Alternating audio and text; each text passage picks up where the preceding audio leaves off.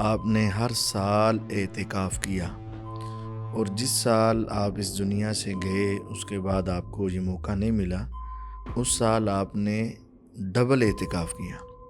تو اس کا مسنون ہونا ہی یہ ہمارے لیے بہت بڑی عبادت ہے۔ اعتکاف ہے کیا؟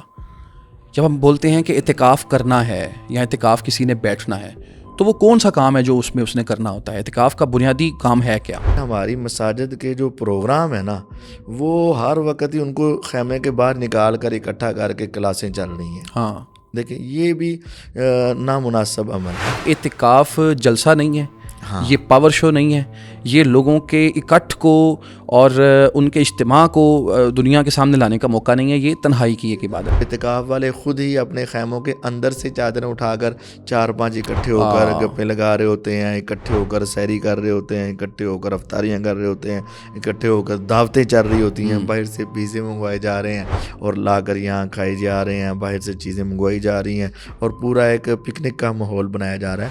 کوئی ایک دن کا اعتکاف کرنا چاہتا ہے، بعض لوگ 3 دن کا اعتکاف کرتے ہیں، وقت تھوڑا ہوتا ہے، تو کیا شریعت میں اس کی رخصت ہے؟ یہاں پہ دیکھنے میں آیا کہ لوگ پھولوں کے ہار لے کے آتے ہیں اور ایک بڑا پروٹوکول لگ جاتا ہے معتکف کے ساتھ، اور آگے پیچھے اس کے بڑے ایک لوگ ہوتے ہیں، یوں ضروری سمجھا جاتا ہے کہ اعتکاف سے اس کو اٹھانا ہے، تو کیا یہ ٹھیک ہیں چیزیں؟ وَرَجُلٌ ذَكَرَ اللَّهَ خَالِيًا فَفَاضَتْ عَيْنَاهُ، کہ جو آدمی اللہ تعالیٰ کا ذکر اکیلے کرتا ہے اور اس کی آنکھیں برس جاتی ہیں تو اللہ تعالیٰ اسے اپنے عرش کا سایہ روز قیامت عطا فرمائیں گے۔ بسم اللہ الرحمن الرحیم۔ السلام علیکم ناظرین، رمضان المبارک کا آخری اشرا آنے کو ہے۔ آخری اشرے کا اعتکاف رسول اللہ صلی اللہ علیہ وسلم کی سنت ہے۔ اعتکاف اور اس سے متعلق بہت سارے امور کیسے انجام دیے جائیں گے، رسول اللہ صلی اللہ علیہ وسلم کا طریقہ اور آپ کی تعلیمات کیا ہیں، اس پروگرام کی وساطت سے اس بارے آپ جانیں گے۔ اور ہمارے ساتھ جو مہمان موجود ہیں آج کے، وہ ہیں فضیلت الشیخ مفتی عتیق الرحمن علوی۔ سب آپ کا شکریہ، آپ تشریف لائے۔ سب سے پہلے یہ بتائیے کہ رمضان المبارک کے آخری اشرے کا جو اعتکاف ہے، اس کی فضیلت کیا ہے؟ اگر کسی شخص نے اعتکاف کیا تو اسے کیا ملے گا؟ بسم اللہ الرحمن الرحیم۔ اعتکاف رسول اللہ صلی اللہ علیہ وسلم کی سنت مبارکہ ہے۔ آپ نے ہر سال اعتکاف کیا اور جس سال آپ اس دنیا سے گئے اس کے بعد آپ کو یہ موقع نہیں ملا، اس سال آپ نے ڈبل اعتکاف کیا۔ تو اس کا مسنون ہونا ہی یہ ہمارے لیے بہت بڑی عبادت ہے۔ اس کے ثواب کے حوالے سے کنفرم یا کوئی اسپیسیفک ثواب وہ کتاب و سنت میں ثابت نہیں ہے۔ ایک روایت بیان کی جاتی ہے کہ حج عمرے کا ثواب ملتا ہے، لیکن وہ سند کے اعتبار سے درست نہیں ہے۔ اس کے اندر انسان کی اپنی استطاعت ہے، وہ چاہے تو وَرَجُلٌ ذَكَرَ اللَّهَ خَالِيًا فَفَاضَتْ عَيْنَاهُ، تنہائی لے کر اللہ تعالیٰ کے سامنے گر گڑائے اور اللہ تعالیٰ کے عرش کا سایہ حاصل کر لے۔ اور اگر وہ چاہے تو اس کے اندر راتوں کا قیام کر کے، دن کا روزہ رکھ کے، قرآن کی تلاوت کر کے، اذکار کر کے، عبادت کر کے انتہا درجے کا ثواب کما سکتا ہے۔ لیکن اگر آپ یہ پوچھیں کہ اس کا ثواب میں اتنی نیکیاں بتاؤں یا اتنا مقام بتاؤں، یہ کتاب و سنت میں ثابت نہیں ہے۔ یہ ہر شخص کے اعتبار سے الگ الگ ہوگا، جتنی وہ محنت کرے گا اتنا اس کو ثواب مل جائے گا۔ بالکل ٹھیک۔ اچھا، دوسرے نمبر پہ یہ بتائیے گا کہ اعتکاف کیا صرف رمضان المبارک کے آخری اشرے میں ہو سکتا ہے؟ اس کے علاوہ پہلے اشرے میں کرنا یا دوسرے میں کرنا؟ اور پھر کیا یہ پورے آخری اشرے کا ضروری ہے؟ آخری اگر کوئی ایک دن کا اعتکاف کرنا چاہتا ہے، بعض لوگ 3 دن کا اعتکاف کرتے ہیں، وقت تھوڑا ہوتا ہے، تو کیا شریعت میں اس کی رخصت ہے؟ جی بالکل رخصت ہے۔ اگر آپ پوچھیں کہ مسنون اعتکاف تو رمضان کے آخری اشرے کا ہی ہے۔ ٹھیک۔ ایک ہے جائز اعتکاف۔ جائز اعتکاف 12 مہینوں میں کسی بھی وقت ہو سکتا ہے۔ ٹھیک۔ اور جائز اعتکاف 1 دن 1 رات 3 دن 3 راتیں کچھ لمحے، اس کا بھی اعتکاف ہو سکتا ہے۔ سیدنا عمر رضی اللہ تعالیٰ عنہ کی حدیث صحیح بخاری میں ہے کہ انہوں نے کہا میں نے نظر مانی تھی کہ میں 1 رات کا اعتکاف کروں گا، تو آپ نے فرمایا اپنی نظر کو پورا کرو. تو ایک رات کا ایک دن کا اعتکاف کرنا جائز ہے، کوئی حرج نہیں ہے. لیکن مسنون اگر آپ پوچھیں تو وہ رمضان اور رمضان کا آخری عشرہ اور پورے 10 دن یا 9 دن جو بنے گے ان کا اعتکاف مسنون ہے. باقی جواز کے اعتبار سے 12 مہینے ہیں، اور ہر دن ہر رات اور دن کم اور زیادہ سب کچھ ہی جائز ہے. ٹھیک. اچھا یہ بتائیے کہ بعض لوگ یہ سمجھتے ہیں کہ اعتکاف کرنے والے شخص کے لیے ضروری ہے کہ وہ روزہ بھی رکھے. کئی دفعہ ایسے ہوتا ہے کوئی بیمار ہے، مریض ہے، وہ اعتکاف تو کر رہا ہے، شوگر پیشنٹ ہے یا روزہ نہیں رکھ سکتا، تو مطلب روزہ اور اعتکاف یہ دونوں لازم و ملزوم ہیں؟ نہیں، روزہ اور اعتکاف لازم و ملزوم نہیں ہے. اعتکاف جب رات کا ہو سکتا ہے تو رات میں تو روزہ ہوتا ہی نہیں ہے، چاہے رمضان بھی کیوں نہ ہو. تو اگر وہ صحت والا ہے تو اسے روزہ رکھنا فرض ہے اور الگ فرائض کی بنیاد پر. لیکن اگر وہ اس کی صحت اجازت نہیں دیتی لیکن اعتکاف کر سکتا ہے تو اسے ضرور اعتکاف کرنا چاہیے. روزے کو اعتکاف کے ساتھ جوڑنا یا لازم ملزوم قرار دینا یہ درست نہیں ہے. یہ ہمارے کل پرسوں مجھ سے ایک آدمی پوچھ رہا تھا، قاری صاحب میں نے قرآن نہیں پڑھا ہوا تو کیا میں روزہ رکھ سکتا ہوں، اعتکاف کر سکتا ہوں؟ تو میں نے کہا اس میں کوئی حرج والی بات نہیں. اعتکاف ایک الگ عبادت ہے، بالکل. روزہ ایک الگ عبادت ہے، قرآن کی تلاوت ایک الگ عبادت ہے. تو یہ اکٹھے ہو جائیں تو بہت اچھی بات ہے، لیکن اگر یہ اکٹھے نہیں بھی ہوتے تو اس میں کوئی حرج والی بات نہیں. اعتکاف کا پورا ثواب ملے گا اگرچہ روزہ نہ بھی ہو اور چھوڑنے کی وجہ معقول ہو، جان بوجھ کر نہیں چھوڑ سکتے. ٹھیک. اچھا مجھے صاحب اعتکاف سے متعلق دیگر مسائل کی طرف چلنے سے پہلے میں یہ ضروری سمجھتا ہوں کہ اس چیز کی وضاحت کیجیے کہ اعتکاف ہے کیا. جب ہم بولتے ہیں کہ اعتکاف کرنا ہے یا اعتکاف کسی نے بیٹھنا ہے تو وہ کون سا کام ہے جو اس نے کرنا ہوتا ہے؟ اعتکاف کا بنیادی کام ہے کیا؟ دیکھیں جی، اللہ تعالیٰ نے حکم دیا ہے وَاذْكُرِ اسْمَ رَبِّكَ وَتَبَتَّلْ إِلَيْهِ تَبْتِيلًا. آپ اپنے رب کا ذکر کریں اور الگ تھلگ ہو کر اللہ تعالیٰ کی طرف اس کا ذکر کریں. تو اعتکاف کا لغوی معنی تو ہے رکنا، ٹھہرنا. تو انسان اپنے آپ کو مسجد کے ایک حصے میں پابند کر لیتا ہے کہ اب میں زیادہ وقت اسی جگہ پہ رکوں گا، اور اس میں تنہائی جو سب سے الگ ہو کر اور 4-3 چادریں لگا کر تنہائی لے کر اور خلوت لے کر اللہ رب العزت کی عبادت کے لیے اپنے آپ کو پابند کرنا، یہ اعتکاف ہے. جب اس کا اصل مقصود اللہ تعالیٰ کی عبادت ہے اور تنہائی میں عبادت ہے، اور تنہائی کی عبادت جو ہے اللہ تعالیٰ کو زیادہ پسند ہے.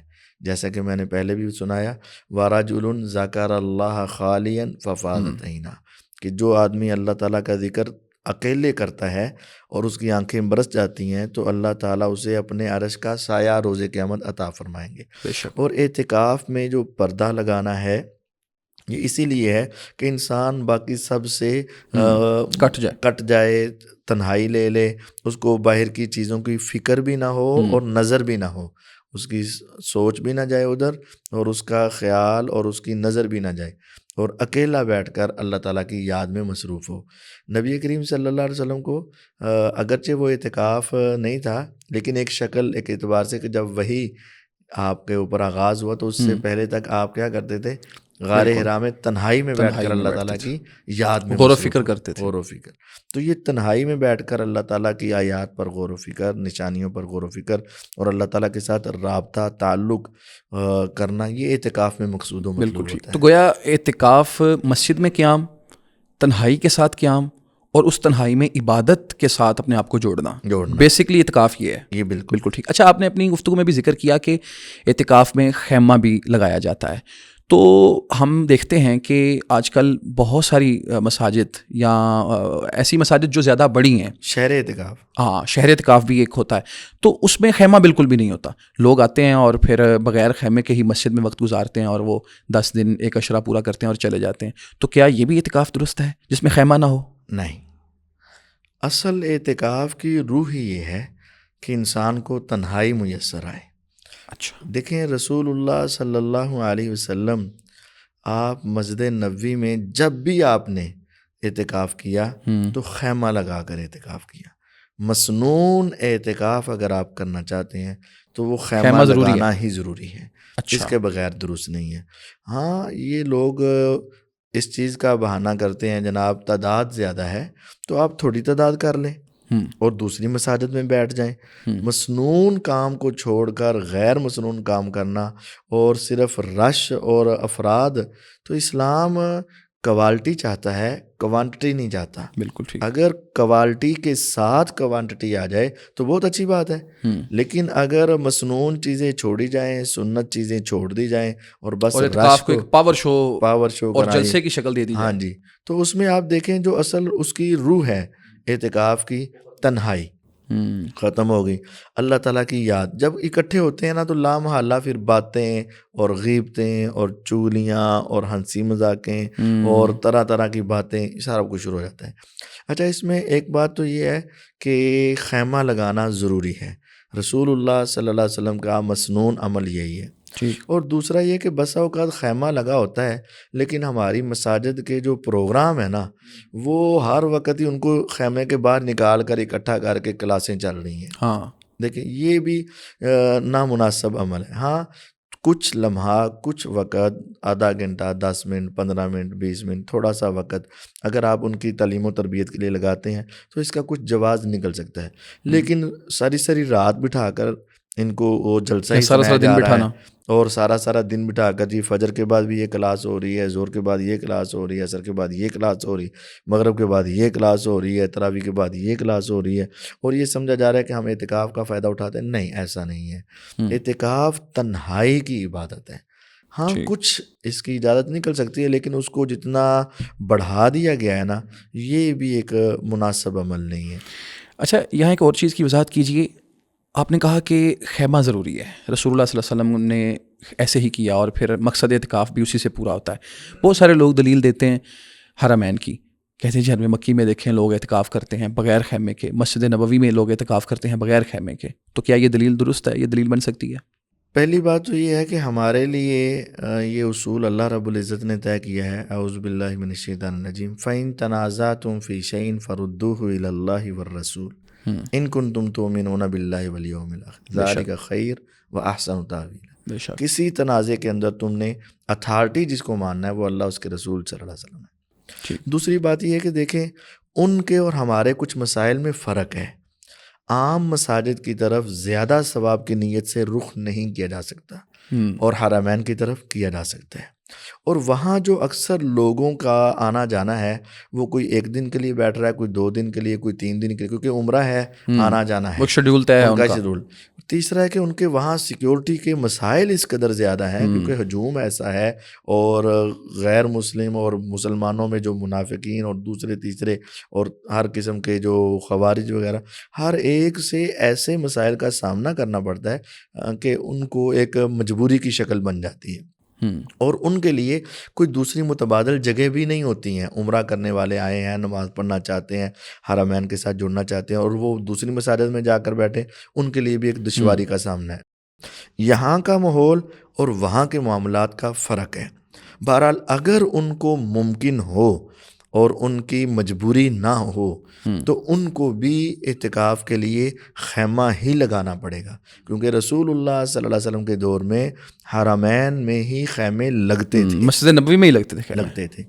ہاں اگر وہ مجبور ہے تو ان کا معاملہ ان کے ساتھ ہے، لیکن یہاں پاکستان کے ملک میں کوئی مجبوری محسوس نہیں ہوتی، بس یہ ایک ٹرینڈ بنتا جا رہا ہے اور ایک سنت عمل کو چھوڑا جا رہا ہے جو کہ بالکل نامناسب ہے۔ حالانکہ اگر دیکھا جائے تو پاکستان میں یعنی حرمین والی حیثیت تو پاکستان میں کسی دنیا میں کسی مسجد کی نہیں نہ ہو سکتی۔ وہاں پہ تو جو مطلب مسجد نبوی کی حیثیت ہے، جو مسجد حرام کی حیثیت ہے، تو وہ اسی کی ہے، بس اسی کی ہے۔ تو یہاں تو ایک مسجد نہیں تو دوسری میں بیٹھ جائیں، دوسری نہیں تو تیسری۔ ہم دیکھا، اچھا یہ بھی دیکھنے میں آیا کہ کئی بڑی مساجد جہاں پہ زیادہ اچھی سحری افطاری کا کھانا پینا کوئی انتظامات ہوتے ہیں، اے سی اچھا ہوتا ہے، یہاں سردی ہے تو وہاں لوگوں کا زیادہ رجحان ہو جاتا ہے، اور محلے کی مساجد بالکل ویران پڑی ہوتی ہیں۔ دیکھیں بس اوقات آدمی کی مجبوری بھی ہوتی ہے، مثلا میرے گھر سے پیچھے سے کھانا لانے والا کوئی نہیں ہے، تو میں اگر اپنے علاقے کی مسجد میں بیٹھتا ہوں تو مجھے سحری اور افطاری میں کسی سے مانگنا پڑتا ہے یا کسی کے ساتھ مجھے پریشانی ہوتی ہے۔ اگر تو واقعتاً ایسی کوئی ریزن ہے تو پھر اچھی جگہ پہ جانے میں کوئی حرج نہیں ہے. ٹھیک ہے. بس اوقات یہ ہوتا ہے کہ میرے محلے کی مسجد میں لوگوں کو شعور کم ہے اور وہ عبادت کرنے نہیں دیتے. شور شرابہ، لڑائی جھگڑا، معاملات اس طرح کی. اور دوسری جگہ پہ میں سکون سے عبادت کر سکتا ہوں. تو پھر تو یہ سفر درست ہے اس نیت سے کہ میں ایک مجبور ہوں یا میرا سفر وہاں درست ہوگا. لیکن اس نیت سے کہ وہاں جو ہے نا کھانا پینا اچھا ہے، انٹرٹینمنٹ اچھا ہے، تو پھر انما الاعمال بالنیات ہے وانما لکل امرئ ما نویٰ ہے. جس کی جو نیت ہے جو اسے وہ ملے نیت گا. ہوگی اس کو مل جائے گا. اچھا، بہر صورت یہ چیز کلیئر ہوئی کہ اعتکاف جلسہ نہیں ہے، ہاں یہ پاور شو نہیں ہے، یہ لوگوں کے اکٹھ کو اور ان کے اجتماع کو دنیا کے سامنے لانے کا موقع نہیں ہے. یہ تنہائی کی یہ ایک عبادت ہے. تنہائی، اصل عبادت تنہائی کی ہے. اور یہ میں اپنے ان دوستوں سے کہنا بھی چاہوں گا کہ جب آپ اعتکاف پر بیٹھ جائیں نا تو آپ اپنے آپ کو واقعتاً تنہا کریں. بس اوقات یہ سننے اور دیکھنے میں بھی آتا ہے کہ وہ اعتکاف والے خود ہی اپنے خیموں کے اندر سے چادریں اٹھا کر 4-5 اکٹھے ہو کر گپیں لگا رہے ہوتے ہیں، اکٹھے ہو کر سحری کر رہے ہوتے ہیں، اکٹھے ہو کر افطاریاں کر رہے ہوتے ہیں، اکٹھے ہو کر دعوتیں چل رہی ہوتی ہیں، باہر سے پیزے منگوائے جا رہے ہیں اور لا کر یہاں کھائے جا رہے ہیں، باہر سے چیزیں منگوائی جا رہی ہیں اور پورا ایک پکنک کا ماحول بنایا جا رہا ہے. تو میں اپنے اعتکاف کرنے والے بھائیوں بہنوں سے بھی یہ گزارش کروں گا کہ آپ اعتکاف کو عبادت سمجھیں. کھانے پینے، باتیں، دوسرے معاملات کی بعد میں ہو جائیں گے. کم از کم ان دنوں میں تو اپنے آپ کو روک لیں اور اپنا ایک ایک لمحہ قیمتی بنائیں. دیکھیں، سحری کا وقت دعا کی قبولیت کا وقت ہے، افطاری کا وقت دعا کی خصوصی قبولیت کا وقت ہے. اور یہ چند تنہائی کے لمحات انسان کے لیے بہت قیمتی لمحات ہیں. ان کو پھر گھر سے نکلے تو پھر آپس کے اندر بیٹھ کر ہی گپوں میں لگا دیے تو فائدہ. ہر صورت گیدرنگ سے بچے، گیدرنگ سے بچے اور مجلس لگانے سے بچے. اچھا، یہاں ایک چیز کی وضاحت ضروری ہے کہ بعض لوگوں کو یہ دیکھا گیا ہے کہ وہ خواتین کو گھروں میں اعتکاف بٹھا دیتے ہیں. اور یہاں یہ سوال ہے کہ خواتین کے لیے بھی اعتکاف مسجد میں ہی ہے یا وہ گھر میں اعتکاف کر سکتی ہیں؟ اعتکاف کی جگہ مسجد ہے. اعوذ باللہ من الشیطان الرجیم. وَعَهِدْنَا إِلَىٰ إِبْرَاهِيمَ وَإِسْمَاعِيلَ أَن طَهِّرَ بَيْتِيَ لِلطَّائِفِينَ وَالْعَاكِفِينَ وَالرُّكَّعِ السُّجُودِ.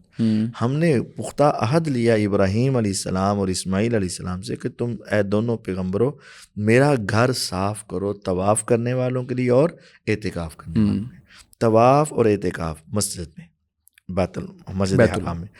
نبی کریم صلی اللہ علیہ وسلم کے گھرانے، آپ کے حجرے مسجد نبوی کے ساتھ دیوار سانجی ہے. بالکل. اور آپ کے گھر میں مؤذن کی اذان کی اور امام کی امامت کی آواز جاتی ہے.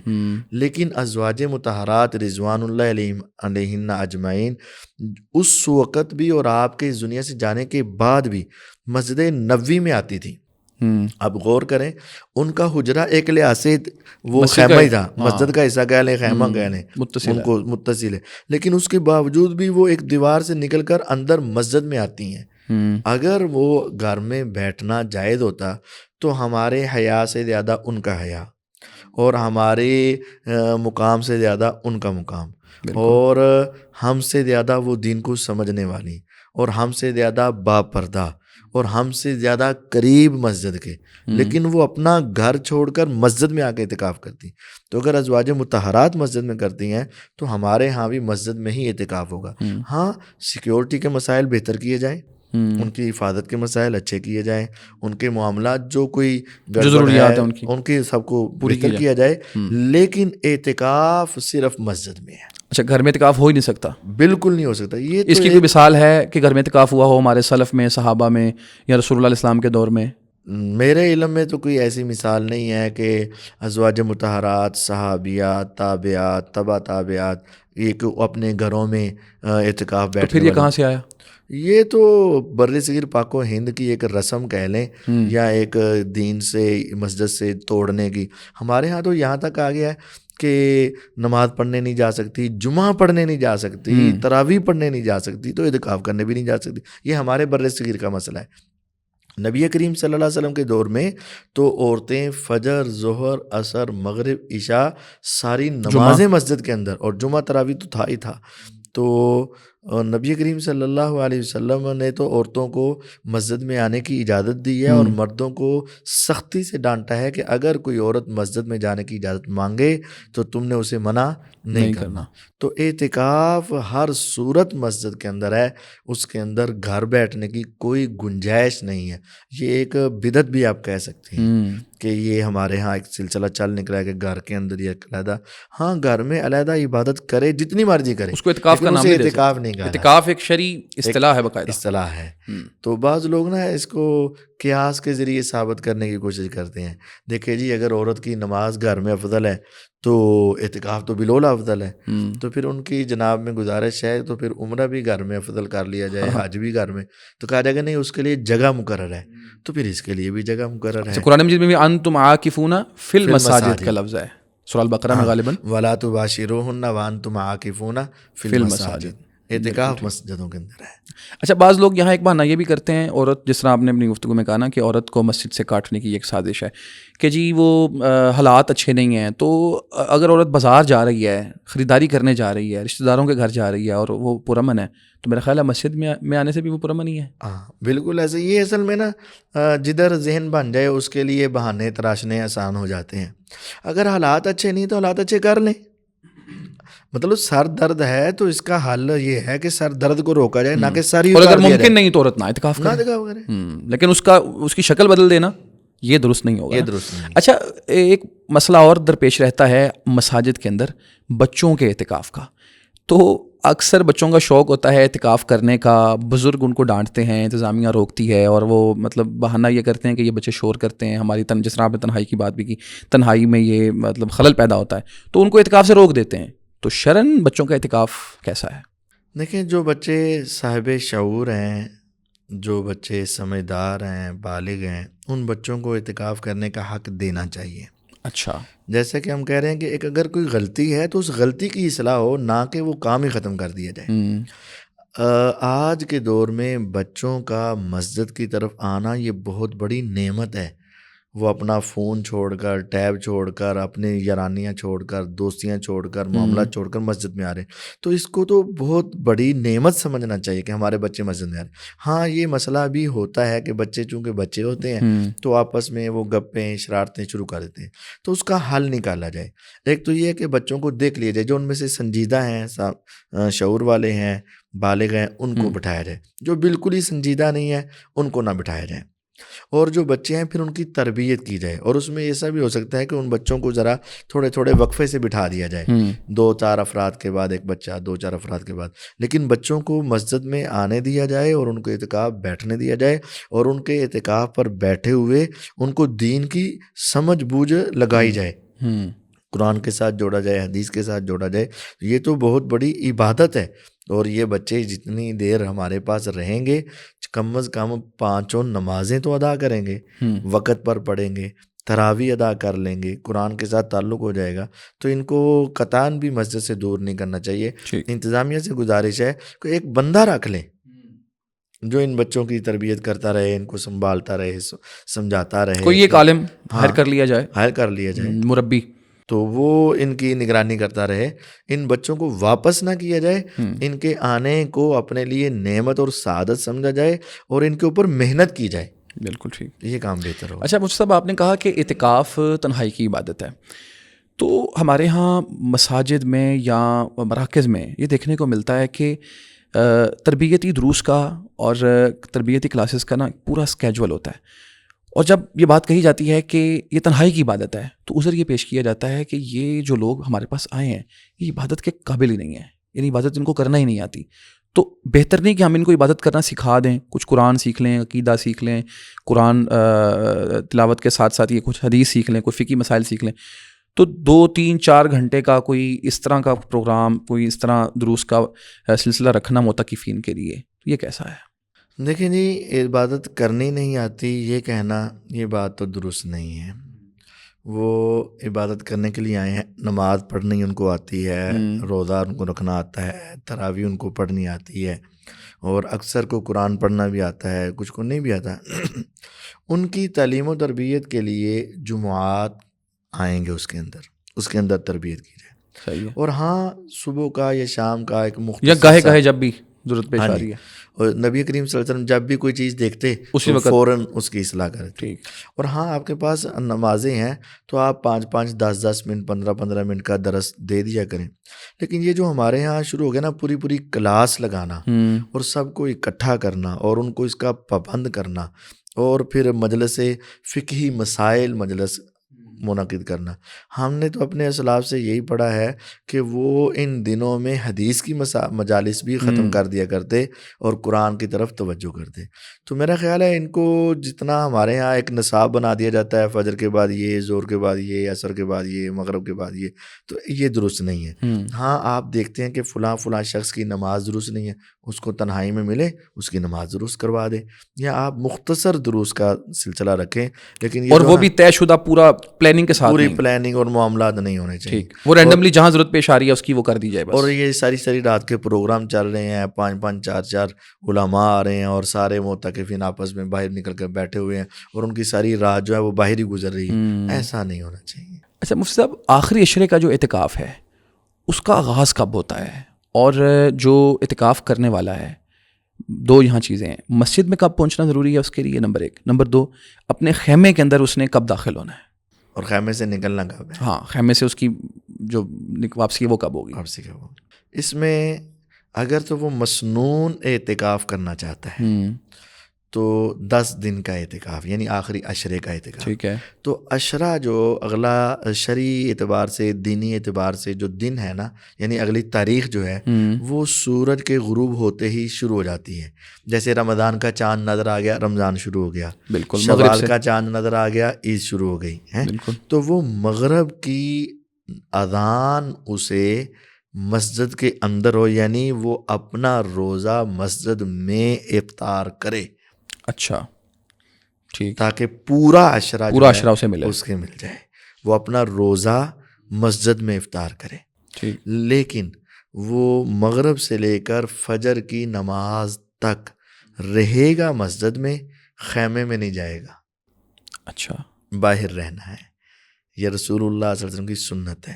اور فجر کی نماز ادا کر کے داخلہ معتکفہ ہو، پھر آپ اپنے معتکف میں اعتکاف کی جگہ پر داخل ہوتے ہیں. تو رات مسجد میں گزاری جائے گی، اعتکاف والی اپنے خیمے سے باہر گزاری جائے گی، اور فجر کی نماز کے بعد آپ اس میں داخل ہوں گے. یہ اعتکاف مسنون کا اچھا، اعتکاف کرنے والا ہر رات ایسے ہی باہر گزارے گا؟ نہیں، صرف پہلی باہر گزارے گا مسجد کے اندر، پہلی، باقی اپنے خیمے کے اندر گزارے گا. باقی ساری اپنے خیمے کے اندر گزارے گا. صحیح. اسی طرح یہ مطلب کہ مغرب کے وقت اس کا شروع ہوگا، اور جب شوال کا چاند نظر آئے گا اس وقت اس کا اعتکاف ختم ہو جائے گا. یہ ایک عشرے کا جب اس نے نیت کی ہے تو یہ مسنون اعتکاف ہوگا. بالکل ٹھیک. اور تراویح، جب ظاہر تراویح کی جماعت ہو رہی ہے اعتکاف کی راتوں میں، تو پھر تو خیمے سے باہر آ کے نماز کے ساتھ ملنا ہے. فرائض کے لیے، نوافل کے لیے اپنے خیمے سے باہر آ کر جماعت ملنے کے لیے آ سکتا ہے، کیونکہ وہ صف بندی ضروری ہے. خیموں میں رہ کر صف بندی ممکن نہیں ہے. تو وہ نماز کے لیے اور اپنے وطروں کے لیے اور قیام اللیل کے لیے وہ باہر آ جائے گا. اس کی اجازت موجود ہے اور وہ جماعت کے ساتھ پڑھے گا. اچھا مفتی صاحب، آپ نے کہا کہ شوال کا چاند دکھنے پہ اس کے اعتکاف کا، آخری عشرے کے اعتکاف کا اختتام ہوگا. یہاں پہ دیکھنے میں آیا کہ لوگ پھولوں کے ہار لے کے آتے ہیں اور ایک بڑا پروٹوکول لگ جاتا ہے معتکف کے ساتھ، اور آگے پیچھے اس کے مطلب بڑے ایک لوگ ہوتے ہیں. یوں ضروری سمجھا جاتا ہے کہ اعتکاف سے اس کو اٹھانا ہے. تو کیا یہ ٹھیک ہیں چیزیں؟ دیکھیں، یہ ایک ریاکاری کی شکل بن جاتی ہے. اچھا. اور عبادت جو ہے اس کے بعد تو یہ دعا ہونی چاہیے، ربنا تقبل منا انک انت السمیع العلیم. ہمارے ہاں دیکھنے میں یہی آیا ہے کہ اب وہ اعتکاف تو اس نے کر لیا، بہت بڑی عبادت کی، لیکن نماز اس سے بڑی عبادت ہے، روزہ اس سے بھی بڑی عبادت ہے. بالکل. تو جس طرح آپ نماز پڑھ کے نکلتے ہیں تو بس دعا کریں، بس اپنے گھر میں جائیں. روزہ رکھتے ہیں، دعا کریں، ختم. اکثر ایسا عمرے سے بھی جب لوگ آتے ہیں، حج سے بھی تب بھی کیا جاتا ہے. تھوڑا فرق بھی ہے نا، نماز تو دن میں ظاہر 5 بار پڑھ رہا ہے، تو اعتکاف تو سال میں 1 دفعہ آنا ہے. یہ ہے کہ روزانہ اس کے پیسے خرچ نہیں کر سکتا نا، یہ فرق ہے بس، ورنہ تو ثواب تو اس میں یہ بھی کہہ سکتے ہیں. ہاں، روزانہ ٹائم نکالنا اور پیسے خرچ، کوئی خوشی سے لے آتے ہیں نا، بعض اوقات بچے لے آتے ہیں. لیکن دیکھیں اس میں بات کیا ہے، ایک دکھلاوے کا عنصر پیدا ہو جاتا ہے اور مسجد کا پورا ماحول اور ویڈیوز بن رہی ہیں اور گھر تک جو ہے نا اسی طرح وہ ہاتھ ڈال کر پوری گلی کے اندر سے گزارا جا رہا ہے، بلکہ بازاروں میں گزارا جیسے جا رہا ہے. قربانی کے جانور کو ہاں جی، لوگ کرتے ہیں. وہ ہماری نا ایک دکان ہوتی تھی، تو ہم نے وہاں رہنا، تو وہ سارے معتکفین نے نا اکثریت نے اسی طرح ہاتھ ڈالے ہونے، تو اس کو لے کر شاپنگ کے لیے لایا جانا، جی اب یہ اعتکاف کر کے آئے. تو یہ جو انداز ہے نا یہ مناسب نہیں ہے، بلکہ ہونا یہ چاہیے کہ انسان نیکی کرنے کے بعد اس کی قبولیت کی دعا کرے اور اللہ تعالیٰ کے سامنے اپنے آپ کو پیش کرے. اور اس کے اندر جب انسان یہ سارے کام کرتا ہے نا تو اس میں میں اور دکھلاوے کی شکل آ ہی جاتی ہے اور شیطان کو موقع لگ جاتا ہے. تو ہم تو یہ کہیں گے کہ یہ مناسب عمل نہیں، ہم بہت بڑا فتویٰ تو نہیں لگائیں گے، نیت ظاہر اللہ تعالیٰ جانتا ہے. ہاں جی، لیکن اس سے خدشہ ہے بندے کی نیت سے نیچے اترنے کا. اچھا، آپ نے کہا کہ ریاکاری اور نمود و نمائش سے وہ بچے گا. بعض لوگوں کو دیکھا گیا کہ وہ جب اعتکاف کر رہے ہوتے ہیں تو خیمے سے جب باہر آتے ہیں نا تو چہرہ چھپا لیتے ہیں اپنا، تو شاید وہ یہ سمجھ رہے ہوتے ہیں کہ اعتکاف کی حالت میں اپنے آپ کو چھپانا ضروری ہے. تو اس کی کوئی نہیں، ایسا بھی نہیں ہے. دیکھیں اصل تو اس کا تعلق نیت کے ساتھ ہے. ٹھیک ہے. لیکن نبی کریم صلی اللہ علیہ وسلم نے جب اعتکاف کیا تو آپ نے ایسی کوئی صورتحال نہیں بنائی کہ آپ نے درس دیا ہو تو چہرہ چھپا کر، خطبہ دیا ہو تو چہرہ چھپا کر، نماز پڑھائی ہو تو چہرہ چھپا کر. ایسا نہیں ہے. ہمارے ہاں نا دو انتہایں ہو جاتی ہیں. اگر ہم ملنے پر آتے ہیں تو سارے رات کٹھے بیٹھ کر وہ معاملات کر رہے ہوتے ہیں اور ساری رات جلسے کر رہے ہوتے ہیں. اور اگر ہم ملنے پر نہیں آتے تو دوسری ایکسٹریم لیول پر چلے جاتے ہیں کہ ہم نے پردے کر لیتے ہیں، پردہ ہی کرنا ہے. تو ایسا نہیں ہے. پردے جو لگائے ہوئے ہیں نا 4 چادریں، وہی پردہ کافی ہے. چہرے کو چھپانے کا مرد کے لیے حکم نہیں ہے، نہ اعتکاف میں نہ غیر اعتکاف میں. بالکل ٹھیک. وہ اپنے چہرے کو ننگا رکھے. اچھا، دوران اعتکاف مسجد سے باہر نکلنا یہ ایک ان صورتوں میں درست ہے؟ کئی دفعہ دیکھنے میں آیا ہے کہ کوئی اعتکاف کرنے والا شخص ہے، اس کا کوئی رشتہ دار فوت ہو جاتا ہے تو لوگ جنازے پہ جانے کا اس کو کہتے ہیں. تو اس طرح کے کئی ایک معاملات سامنے آتے ہیں. تو معتکف کے لیے کیا لمٹس ہیں، یعنی کن صورتوں میں وہ مسجد سے باہر جا سکتا ہے؟ اگر تو وہ اپنا اعتکاف جاری رکھنا چاہتا ہے تو پھر صرف ایسی صورتحال میں جو اس کے لیے امر مجبوری ہو، ان کے اندر وہ مسجد سے باہر نکل سکتا ہے. ٹھیک. امر مجبوری قضاء حاجت وغیرہ، وضو وغیرہ، یہ امر مجبوری ہے. لیکن اگر جو آپ نے ایک مسئلہ پوچھا کہ فوت کی بسا اوقات ہو جاتی ہیں، بسا اوقات کوئی باپ، بھائی، بیٹا، کوئی اس طرح کے مسائل ہو جاتے ہیں، تو کیا انسان اعتکاف چھوڑ سکتا ہے؟ جی ہاں، اعتکاف ایک نفلی عبادت ہے. مجبوری کے طور پر یا کسی ضرورت کے پیش نظر اعتکاف نیت 10 دن کی تھی، 2 دن کا، 4 دن کا بھی کر کے اگر چھوڑ دیتا ہے تو گناہ نہیں ہوگا. لیکن وہ اعتکاف ختم ہو جائے گا، اعتکاف ختم ہو جائے گا اگر باہر نکل جائے گا. باہر نکل. ٹھیک ہے. اور اگر یہ ہے کہ وہ اپنے جنازہ پڑھ کے پھر آ رہا ہے، یا اپنی بھینسوں کو چارہ ڈال کے پھر آ رہا ہے، یا اپنے فصلوں کو پانی لگا کر پھر آ رہا ہے اور وہ اپنا اعتکاف شروع، ایسا نہیں ہے. یہ 10 دن والا اعتکاف نہیں ہے. یہ 10 دن والا اعتکاف ٹھیک ہے.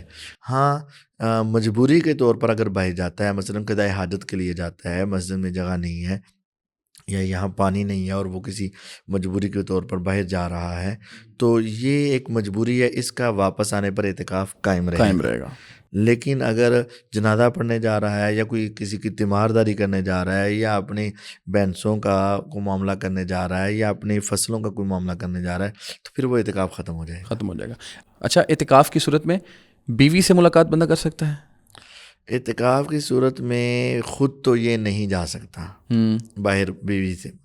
ہاں، اگر بیوی کو کوئی امر مجبوری ہے، کوئی گھر کے معاملات یا کوئی اور معاملات ہیں، تو وہ پردے میں ہو کر معتکف کے پاس آ سکتی ہے. اچھا. اور ضرورت کی باتیں کر سکتی ہیں، ملاقات کے لیے آ سکتی ہے. ملاقات کے لیے. لیکن میاں بیوی والا معاملات نہیں ہو سکتا. ٹھیک ہے. رسول اللہ صلی اللہ علیہ وسلم کے پاس سیدہ صفیہ رضی اللہ تعالیٰ عنہ، جو آپ کی زوجہ محترمہ ہماری ماں تھی، وہ ایک رات آئیں اپنے گھریلو کچھ معاملات آپ سے ڈسکس کرنے کے لیے، اور پھر آپ ان کو مسجد کے دروازے تک چھوڑنے کے لیے گئے، اور پھر آپ وہاں کھڑے رہے جب تک وہ اپنے گھر میں داخل نہیں ہو گئی. اور وہ معروف واقعہ ہے نا کہ آپ کے پاس سے وہاں 2 صحابی گزرے، تو رسول اللہ صلی اللہ علیہ وسلم نے ان کو بلا کر کہا کہ یہ میری بیوی تھی. تو انہوں نے کہا اللہ کے رسول صلی اللہ علیہ وسلم کیا ہم آپ کے بارے میں کوئی سوچ سکتے ہیں؟ فرمایا شیطان انسان کے جسم میں ایسے دوڑتا ہے جیسے خون دوڑتا ہے، انسان کی رگوں میں دوڑتا ہے، تو اس لیے آپ نے اپنی کلیئرنس دی۔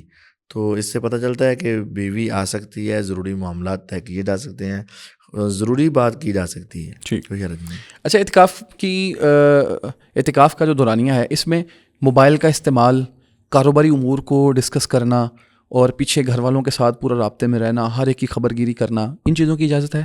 نہیں، پہلی بات یہ ہے کہ مسجد کے اندر تو کاروباری معاملات کرنے ہی نہیں ہیں، عام حالت میں بھی نہیں کرنے اور اعتکاف میں بالاولیٰ نہیں کرنے۔ بالکل۔ دوسری بات یہ ہے کہ موبائل کا بے جا استعمال، مطلب صرف حال احوال پوچھ رہے ہیں، بچوں سے گفتگو کر رہے ہیں، بچوں کے ساتھ کھیل رہے ہیں موبائل کے اوپر جو ہے نا، یا فیس بک چلا رہے ہیں، یا فیس بک چلا رہے ہیں، واٹس ایپ چلا رہے ہیں اور گیمیں کھیل رہے ہیں، اس طرح کے معاملات یہ لغویات ہیں۔ یہ تو باقاعدہ یہ الٹا گناہ لینے والی بات ہے نا، لغویات ہیں، فضول کام ہے، اور بسا اوقات اس میں ساز وغیرہ ہوتا ہے جو کہ الگ گناہ کی ایک شکل ہے۔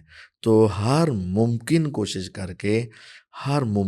کر کے جائز باتوں سے بھی اپنے آپ کو روکنا چاہیے۔ مطلب کہ حال احوال پوچھنا اگرچہ جائز ہے، لیکن اس وقت آپ حالت اعتکاف میں ہیں تو آپ کو یہ کام نہیں کرنے چاہیے۔ ہاں، امر مجبوری ہو آپ کسی سے بات کر سکتے ہیں، لیکن اس کو اتنی چھوٹ دے دینا کہ ہر روز گفتگو ہو رہی ہے، ویڈیو کالیں ہو رہی ہیں اور ایک دوسرے کے ساتھ جو ہے نا وہ سارا تھا، تو پھر وہ اعتکاف کی جو اصل روح ہے نا وہ ختم ہو جائے گی، وہ ختم ہو جائے گی۔ اچھا مفتی صاحب، معتکف غسل کر سکتا ہے؟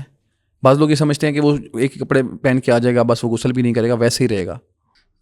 صفائی نصف ایمان ہے، اور معتکف کو صفائی کی اشد ضرورت ہے تاکہ وہ خود بھی اور اس کے ساتھ کھڑے ہو کر نماز پڑھنے والے بھی اور اس کے پاس بیٹھنے والے بھی اس سے کراہت محسوس نہ کریں۔ اس وجہ سے معتکف اپنی ضرورت کے تحت غسل کر سکتا ہے، لباس تبدیل کر سکتا ہے، اور اسے کرنا بھی چاہیے تاکہ وہ اچھا لباس اچھی حالت میں اللہ تعالیٰ کی عبادت کرے۔ یا بنی آدم خذوا زینتکم عند کل مسجد، ہر نماز کے وقت اپنی زینت کو پکڑو۔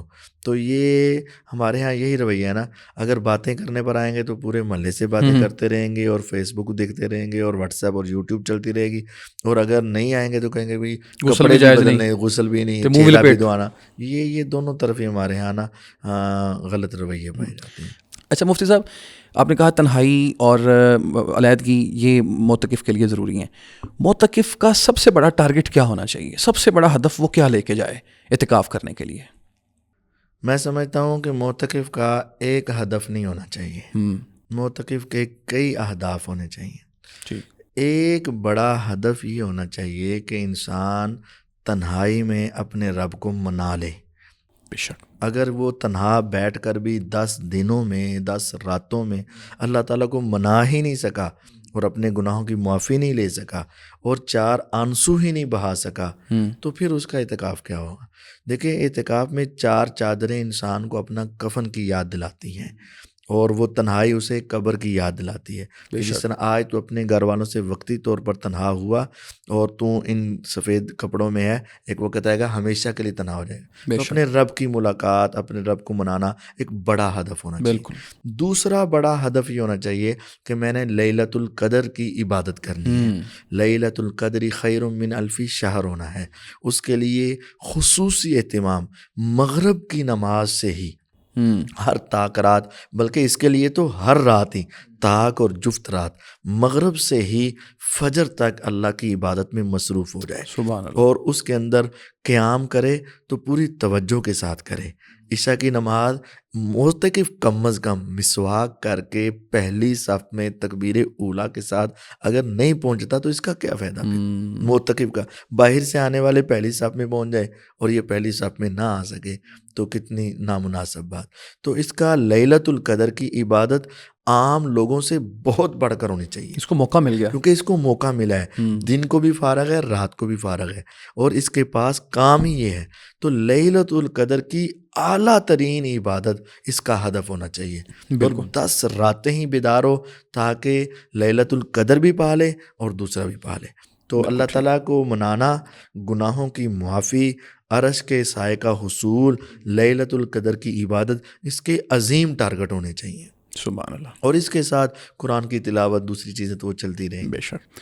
تو ناظرین، یہ اعتکاف اور اس سے متعلق بہت سارے امور، اس عبادت کو کیسے سر انجام دینا ہے، اس کو فروٹفل کیسے بنانا ہے، اس کو ضائع ہونے سے کیسے بچانا ہے، اس سے متعلق بہت ساری چیزیں آج کے پروگرام کی وسادت سے آپ تک پہنچی. آپ آخر تک ساتھ رہے، آپ کا شکریہ. مفتی صاحب تشریف لائے، ان کا شکریہ. والسلام علیکم ورحمۃ اللہ.